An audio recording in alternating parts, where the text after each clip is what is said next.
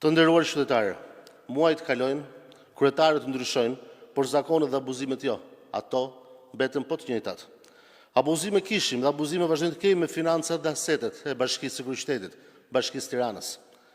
Vetë dy ditë më parë, gazetarët kurajosën emisionin Piranja në Syri TV, i dhanë publikut me prova të qarta dhe të pakontestueshme. Pamjet filmike se si kryetari i detyrës së Bashkisë së Tiranës, zonja Anuela Ristani, abuzonte me asetet e blera dhe paratë taksapaguesve të Tiranës, me zë dhe me figurë. Pam se si jo vetëm nuk mbahej përgjegjësi nga ana e kryetarit së komanduar për shkeljen e rëndë të kryer në vazhdimsi, duke përdorur padrejtësisht mjetet e bashkisë për interesa personale të saj dhe të afërmit të saj, por pam edhe sulmin e saj as pak etik, madje edhe me nota të larta nervozizmi dhe me tone teje të kërcënuese dhe gazetarëve të cilët thjesht po kryenin detyrën e tyre. Sipas pamjeve të publikuara, sjellja e kryetarit së komanduar në krye të Kryeqytetit përbën 1. Abuzim me detyrën, 2. Shfrytëzim të pasurisë shtetërore për përfitime familjare dhe 3. Shkelje të rëndë të etikës së funksionarit publik. Ndaj Partia Demokratike bën thirrje organeve të prokurorisë të nisin hetimet mbi denoncimin e kryer nga emisioni Piranjat.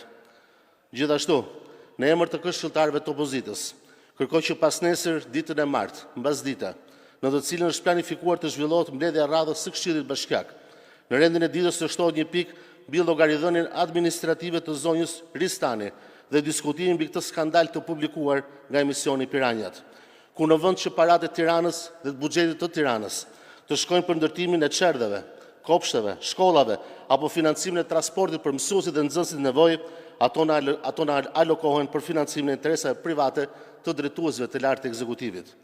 Një gjë është e sigurt, të vërtetave dhe publikimit të tyre nuk do mund të fshihet dot askush.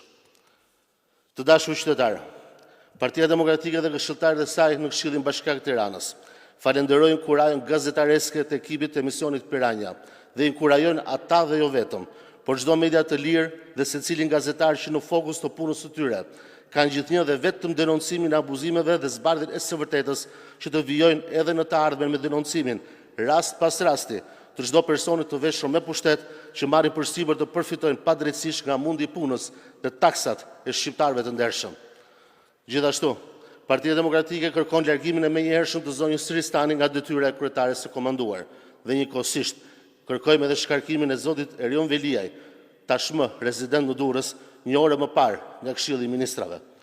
Tirana meriton ndryshe. Dhe ndryshimi do të vijë vetëm me zgjedhje të lira të ndershme, me zgjedhje të parakohshme për drejtimin e bashkisë më të madhe të Shqipërisë.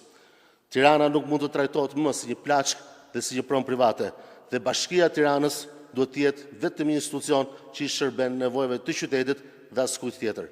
Ju falenderit.